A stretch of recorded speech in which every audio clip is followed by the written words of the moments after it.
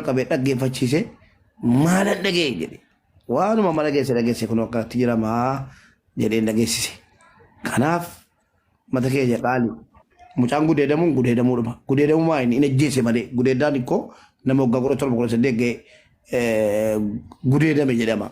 Yaani dandamatee raafa. Kuni daa'ima kichuu sanuu abbaan irra hin jirre qobaasii biyyi Ijipti keessa warra jirtan makii irraa kaasee sirrii irraa kaasee akkami jireenyi isin birattu akkamitti jiraataa jirra. Jireenyi nuti qaalofte jireenya qaalii kanaan ganama baate galgala galaa naa guddisii waan argadde qixxeetti qooddanna jettee qixxeetti qooddee fi waan argatte isaafituun ta'een haadha manaa isaatiif. Haati manaa isaa manaa kimii deemuu eeggate waan karoora mataa keessa kaatee qabu ergasii jechuudha. In jaallate jechuutti yaa jarana iddumti qabanii haasaan hin jiru boo waan kana wajjin laaqamaa irraa laata haasumaanu. Amma akkam goona seete Asiyaa himaati haati waan himattu qabaannaan uummata bira dhuftee. Uummanni ni isaa gargaaru dhuunfatti ni gargaara. Bajaaji qabatanii akka mana kee dhufan godhe yoo dandeette. Afaan hojiitu irraa haadha gahu ilmoota irraa haadha gahu uummanni. Maalidha beektaa silii? Namni beektaa amma gaafa akkaataa saamu namni baay'een ni sobaa wanta kana ajandaa uumuu fi namni jedhu namni baay'een akka jiru beektaa. Namni waggaan mana daa'ima waggaa afurii gaafa jedhan ajandaa fi namni jedhu hedduudha beektaa wanta kana. Sobanaa fi haadha sanarraa yoo adda baasan wayya waan ta'eef akka ta'etti haadha sana argachuudha kan jedhu barbaade baran. Yaa bajaajii qabatanii haa dhufan. As jala hoo jiraatan maal buleeyyan teenya warri Kaayiroo keessa jirtani galatooma waan kana hawaasa gadi baasuudhaaf reefta mana aslitti irraa dubbachaa turtanii Mubaarak Faatini. Homa feetes yoo taate dhimmi kun isin harka jira. Dhimma kana qulqulleessitanii hawaasa illee hubachiisuuf hawaasni namni 17 jiru kuni waan kana dhugaaf saba hojjaan baafachuudhaaf. Eenyuun illee yoo ta'e waan kana erga gadi baastan obboleessa keessanis ta'u obboleessa eenyutu yoo ta'u namni hadha yakka akkanaa kana dalage haa Oromoo guutuu mataa cabse gadi baasa akka hawaasni irraa waa baru kutaa kam keessaa ta'u eenyuun haa ta'u of jalan qabina waan kana qulqulleessaa hojjaan baasa yoo isin kan torki dhabdu taate bira dhaqaati gabbaasa namni waan kana olitu gartee waan kana hin genne gadi baasaa oola hawaasni kun wanti isin jala taa'uuf isin irraa waa barataa jira waan fedhellee yoo ta'e dhimmi kun ijoollee Kaayiroo keessa jirtu ilaallataa nu qulqulleessaa teenyee isin eegganna.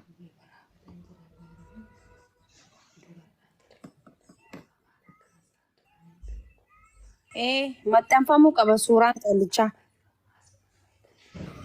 Kanaafuu beekamaa jirta yoo ta'e ati nama biraa barbaadu ofii keenya kenni yoo dhatte neetworkii si baasuu danda'a aggachiin jiru ta'e meebii nama biraa ergiiti. Nama biraa soo ergee neetworkii sana keessa hojjetu waan tokko tiyyuu mana neetworkii hin jirre jirama amma falli jiru dhufuudhuma kana. Dhaqanii fuudhamuu hunda'uu hin danda'anii dhaqanii fuudhamuu hin danda'anii iddoo neetworkiin jirutti. Lafti kaluudha isa biraa haa dhuftu walitti kaluudha. Rabbi musiibaa yaabusu wallaahi. Yoo danda'ame iddoo neetworkiin jirutti dhaqanii fuudhuu achitti hin danda'amu yoo ta'e. Malee namni wanta kana sirriitti hubatee kallattiidhaan dhaga'ee illee baruu qaba malee namni baay'ee nama jookiidha yookaan qoosaadha jechuu danda'a.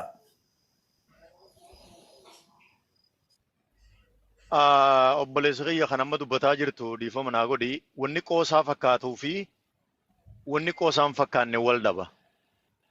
Amma Dr. Asliin Faatiin amma Mubaarik Faan ummata dhimmi ummata obboleetti teenya Maakii Faan amma ummata dhimmi ummataa gurguddaan ummata lubbuun ummataa gurguddaan harka kufee nama hidhamee nama du'ee nama jiruu hunda harka kufee jiru waan akkana kana ajandaa sobaatiif nuun jaanjee namni yaadu ifiifuu mataan isaa rakkoo qaba. Maaliif jennaani wanni itti qoosanii fi wanni namni qoosuunii fi wanni namni dhiisuun garaagarummaa qabdi. Dhimmi kun dhimma lubbuuti. Nama ilmoo dhalee beeka gaayis isinirraa taphana fakkaatti wanni akkanaa kun. Nama ilmoo dhalee beeka ispeeshaalii nama ilmoo dhalee ilmoo daa'ima amma akka ja'anii kaniif jalaa qabuuf beeka. Inumaatu barboo akka seeraa addunyaatti jaartiin tee tan niqaarraa qabdu jaartiin tee tan niqaarraa qabdu arrasi wajjin rafuu hin danda'u yoo ta'e reep godhuu hin dandeessu. Mirga qabdi. Akka seeraatti inumaatu intala jaartiin teetu akkasii malayyaa intala duburaatti dabri intalti duburaa tan jaartii ta'e hin taane yoo akkana gootee seerii kana kophaatti ilaala. Ilmoo daa'ima waggaa afuriitii gaafa siin jaan intalti waraqaa ni qabdii miti feetu waraqaan dhabin feeru waraqaan qabaatin akka dandeenyutti manni Oromoo bira dhaabbannee fagaattuma biyya galchan seerri mootummaa biyya saniitis namichi kun seera biyya saniitiin itti gaafatamuu qaba ajjeefamuu qaba. Qallaan itti ilaalin hawan kana ilmoo dhallee qabna gaayis anamma ilmoo waggaa afuriitii gaafa jan mucaatii yaadadha gaayis wallahi uff. Biyya tana koomunitii Oromootu jira. Achiraan ni jira seerri waan kana amma namni isii waraqaa qabaachuu baatullee namni waraqaa qabu isa seeraaf dhiyeessuu danda'a. Wanni akkanaa sanuu gudeeddaa dubartii kana araba bira qaldiin hin jiru dachii jala isa dabarsanii. Suuraan qaalichaatis bahuu qaba. Dubbiin tun eegaa gabbaateefu suuraan qaalichaa gabbahuu qabaan akka kiyyatti. Dhiifama Mubaarakii fi Asliin dhimma kana jala bu'aa qacellotti yoonii fi intaltii waan baajaajii fi kana waan taate anaatu kafar godha Mubaarak ati baasii fi yookaan Dr. Asli ati baasii fi intala tana nuu fida sagalee sii dhageenye duwwaan itti aanu deemna. Qaldiin akkanaan daleedu. Oromoof ni dalagaa mitiiti. Pirezidaantii naannoo Oromoo ta'etu Oromiyaa ta'etu Oromoo haa tajaajilaa turu abbaa kiyyaa hin dhaqqabnu nuti waan akkanaa kana nuti seenaa Oromoo keessatti ilma Oromooti intala Oromoo viidiyoo sii ol baase. Intala Oromootiin maal rekkana akkana godhe ilma Oromootiin mucaa waggaa afurii gudeede gaafa nuun jenna Oromummaa maal jechuu akkamii himanna namni deebi'ee Oromummaa. Dhugaadha. Abdii agatee wanticharraa beektee dhani kottoon galime Abdii tokko barreessi Abdii ayuwa kottu isa qabe moona biraa qabe laata moona biraa taate ayuwa.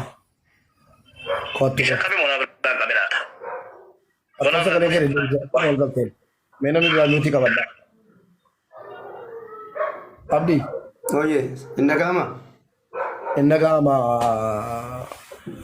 Waan kana quba qabdaat.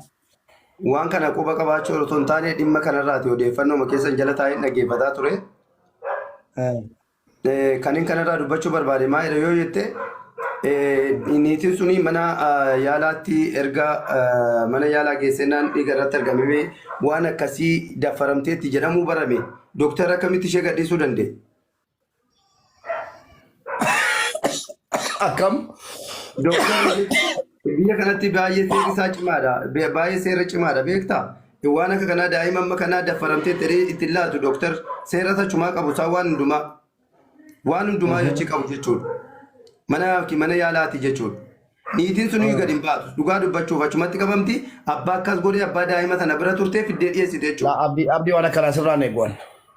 Maaliif akkas jechuu barbaade Mubaarak beektaa? Abdii waan akkanaa sirraan eeguun. Sobada jechuu barbaade mini Mubaarak. Jechuun koo Zamaalikitti ilaalamte dhimmichi gara Zamaalik godhee mucaan ofiisiitii haati ilmoo waraqaan qabdu gurraan qabdu nageessu. Waan dubbataa. Okay, karaa mootummaa jechuudha. Karaa UNHCR. Ilmoo waraqaan qabdu Zamaalikiin geeffamte Zamaalikiin boqon seeraatu ta'e kan UN'ti. Okay.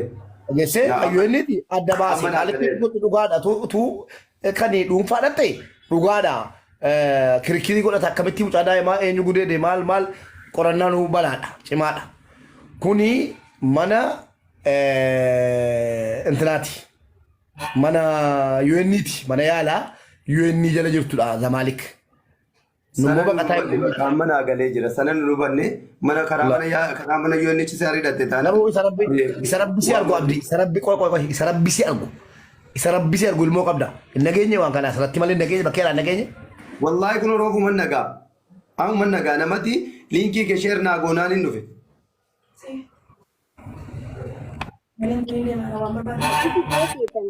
Sagaleen ta'e dhagaamti. Akka biyya faranjii miti biyyi tun. Amma ilmoo daa'imni yoo hospitaala keessanii gudeeddamtee jirtii kan jedhamu ta'e abbaan marmaree sun waraqaa isii waraqaa haati waraqaa fidii jaaniin dura waraqaa yoon fidiin namni dhukkubsate hospitaalatti waraqaa malee yaalamuu hin danda'u osoo lubbuun si keessaa baate marfee isin diran biyya tanatti sanifuu haati waraqaa hin qabdu. Okay, akkas taanaan karaa Mubaarak mirga tokko iyyuu hin qabdu. Dubbiin tun amma bakka hundarraa'u dubbiin tun ta'ila allattu mube namni sitti hime eenyullee haa ta'u jalqaba abbaa dubbii tanarraa dhageessan nama san dhiyeessa lammaffaa ammoo ofirraa dhiibdanis achi qabdanis yaa jaran dubbiin tun ijoollee kaayiroo isin ilaallatti qulqulleessa wallaahi dhajiim. Waa'ee dubbii wallaahi dubbiin dhugaa dhibbaan dhibbatti dhugaa an gatiin qunnamsi gatii waan an beeku ban tokko dha. Lammaffaa ammoo eenyunu in sodaadhu. Eenyunu abba barbaade sodaadhee waa dhossuu namni tuttaane wanni kun akka inni gara seeraatti deemuun barbaada. Deebee immoo kunooti abbaan dhimmaatu ajala ta'anii dhagahaa jiru nam lama sadii dhiibbaa jira. Maafan dhossaan dhiibbaa jira. Dhiibbaa akkamii jira? Dhiibbaa doorsisaa jira. Hundee hawaasafne hin ta'u doorsifamaa jiru haati ilmoo kun doorsifamaa jirti. Wanni kun nama tokko feemasa bira ga'e jennaan gadi ba'ee dubbatame jennaan maal taate jennaan ummu zalaalamii keedhaa keessaan baatu maaliif gatiisii waraqata hin qabneef waan isin hin galle jira calluma ta'ee naa seenaa waraqata hin qabdu haati miskiinni kun jechuudha isin galee itti naanneessanii dubbe jechuudha seeratti dhiyeessuudha wallaahi shiira biyya kanatti hojjetamaa jiru yaa rabbi riskii kiyya biyya kana keessaa fiti oolteen bulini biyyatti nagalchiyyuu jedhee dadhabeen kadhadhee waa meeqa jira biyya kana keessa shiira jira. Mubarak. Oye doktor. Ela amma Mubarak itu nuni mini jadi anu sambil bila guraketin dagai umman channel ref dagai mi. Ati isam bila darbani sitti matani miti amma ko karanga baba dabar. Karanga baba. Biya kanatti namni nama ajjeesu hinjiru namni nama tumu hinjiru. Oh jame thank you. Seerri hunda caala biya kanatti kijiba afuufani. Garee wal ijaaranii haadha miskiinaa naman qabdu yaani itti roorrisan dubartiidha kophaa jirti abbaan manaa bira hin jiru biraas keessaan qabdu waraqaan qabdu tara dubartiiti dhuga sodaachuun mara garuu eega sodaa san hunda diddeessitti himatte jechuudha ba'as jala jirti hiriyyaan isillee bajaajii qabatanii si bira haa dhufan bajaajii irraa kafalla sigalee kasanii dhala hawaasa kana hunda duratti wanni isaan godhan takka hin jiru wanni isaan fidan takka hin jiru waraqaa ragaa of harkaa qabdii miti kamana yaadatti fidatte ilmoon harka jiraa miti minima yaa maxoom hin liqimsanii biyya kanatti namni nama tumeetiin nagaan taa'u jiramoo kanama ajjeesee nagaan taa'u jiramoo itti dawwalii bajaajii qabadhu koottuu jedhiin kanuma hin gargaarra waan dandeenyu bira dhaabbanna hawaasni oromollee bira dhaabbata dhugaa ilmoo ofii haa barbaadattu kanuma. Adillee dhaqee irratti hirmaachuu danda'a. Bakka isaan jiran bareedinaan dhaqee bira bu'ee bakka isaan jiran barraan amma mana Mubaarakitti dhaqee fiduu nan danda'a. Dabalata intalli kun waan kun dhugaa irratti hundaa'ee hojjetameera taanaan waraqaa mini akka isheen carraa biyya kanaa ishee baasuu danda'a. Keeziin kun iyyuu keeziin mucaan daffaramte jalaa qabatamaan dhugaa irratti taanaan waraqaan laatamee fi keezii biyya kanaa ishee baasuu ta'uu danda'a. Dhimmi kun jechuudha. Kanaafiyyuu jara hojii wal qunnamsiisii addee isaan jiran fidee amma mana Mubaarakitti fidee uummata irratti agarsiisuu dandeenya. Maaliif ree hundi keenya iyyuu dhala qabna? Ani ka jedhu mube akka assalaamu alaikum warahmatullahi wabarakatuh dhimma baay'ee nama rifachiisu waan kana agartanii daddaftanii haadha abbaa dhimmaa haadha bakkee tokko keettanii haasa'uun gaarii miti maaliif seeftii isiifillee yaada daddafaatii dhaqaa ammuma fidaatiif bira kaayaa wanti godha isinitti mattee jirti already uummata oromoo bira ga'ee jira namni kun agartee dhaadachuu bira darbee nabsillee galaafachuu danda'a kun amma ofirraa bahee beeki yakka keessaan baane waan ta'e waan beekuuf hidhamuun kiyya hidhamuudha jedhee isillee waa tokko godhuu danda'a waan ta'eef seeftii isiifitillee yaada dhaqaatii ammuma yeroo dootiin kennin isinitti matteetti uummata oromootti baastaniittanii ammuma sa'aa kana dhayxanii fuutanii booda wanti tokko tarkaanfii tokko irratti fudhame akkana taate odoo akkana goonu jechuurra ammuma daddafaatii dhaqaa akka jechuun uf bira fiddaniitiin seeftii masiitifu Galatoom. bira teessisanii wanni gootanii Ayidiyaa bareedaa waan nan jechuuf ka'ee ture. Ayidiyaa bareedaa waan keessa deebi'uu hin qabne. Galatoom. yaa kanuma jechuu barbaadeeti yani maaliif namni kun ofirraa baheera amma beek yakka keessaan baane waan ta'eef hin beeka wanni kun isin bira ga'ee dhageennan nama meeqa lubbuu wal galaafate hin beektanii waan salphiftanii ilaaltanii miti ammuma katanii baajaajiin fidaa ergaa odoo hin taane nama kaluusan jiru ijoollee kaluusan jirtu itti bilbiliiti akka dhufan goosisi waan dandeenyuun inni gargaaranus.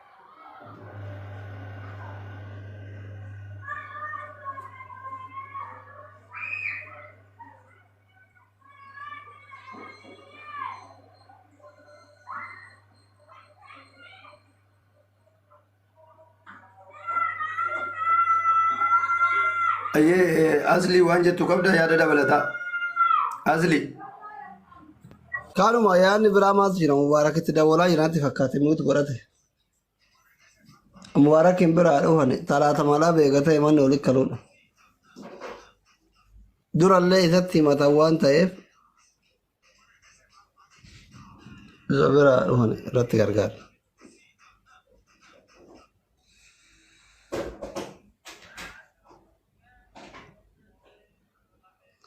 مبارك داولا جرتا وميت قرأته بادت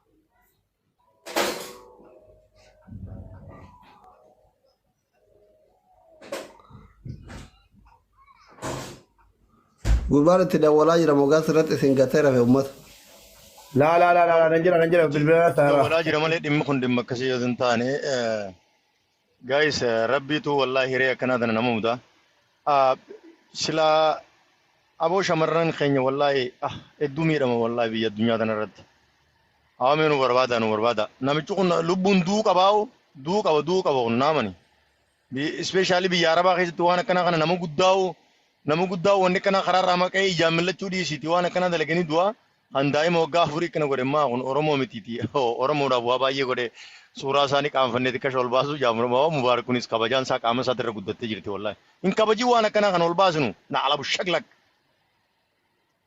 ni arab sina ni hina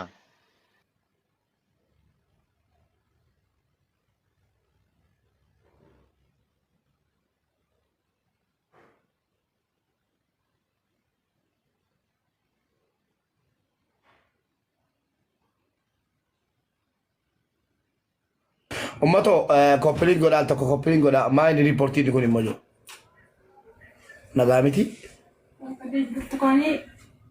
ورسول ده كوبلين ورسول ده نتيجة بوجراني أكو بكرة لسنا يقول ده كوبلين قول Umaan godhan odeessi. Mee kuma kudhan gashaa gaa isaan takka mee.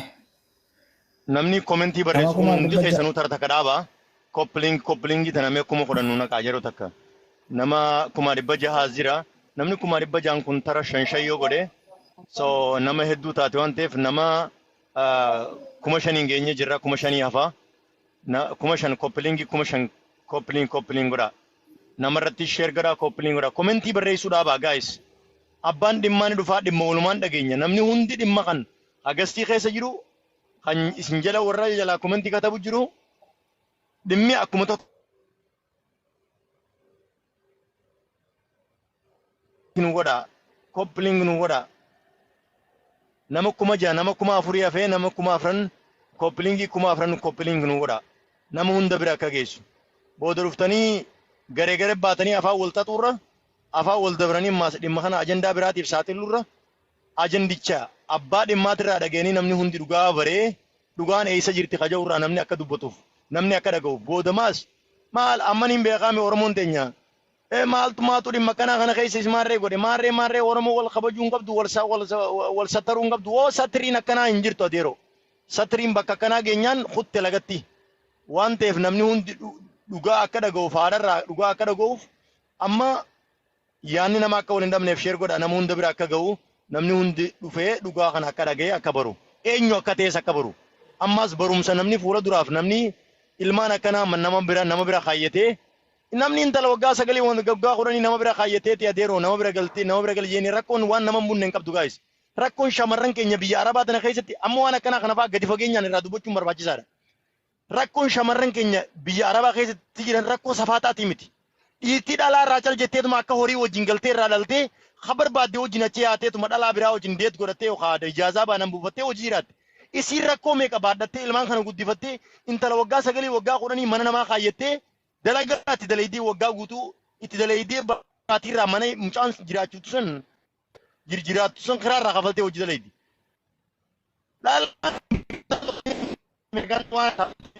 Waan akkan jireenya akkanaa kana jiraachuu jira. Namni keenya ija guduunfatee gaafa mucaa waggaa 4 wajjin hin gaddeebi'ee waan akkanaa kana godhu mucaa waggaa 11 waggaa 12 akkamitti dhiisettanii yaaddan biyya arabaa tana keessa ayinaa namaan qaamaan beeku nama mucaa waggaa 11 waggaa 12 nama bira kaayyatee abbaan manaa gatee waliin biraa deemee dhiirti teenya tun sammuun si waliin dalaytu garii mataan fayyaan qabu ilmoo fi haadha waliin dhiisee biraa deemee rakkattee mana arabaa dalaytee ilmoo intala waggaa meeqaat mana namaa dhiifattee dalaytu itti dalaytu jira. So wanni akkanaa kun gaafa akkana aboo Oromoo waan akkanaa kan akka rifeensa akkana gartee akka rifeensa akkanatti waan na keessaa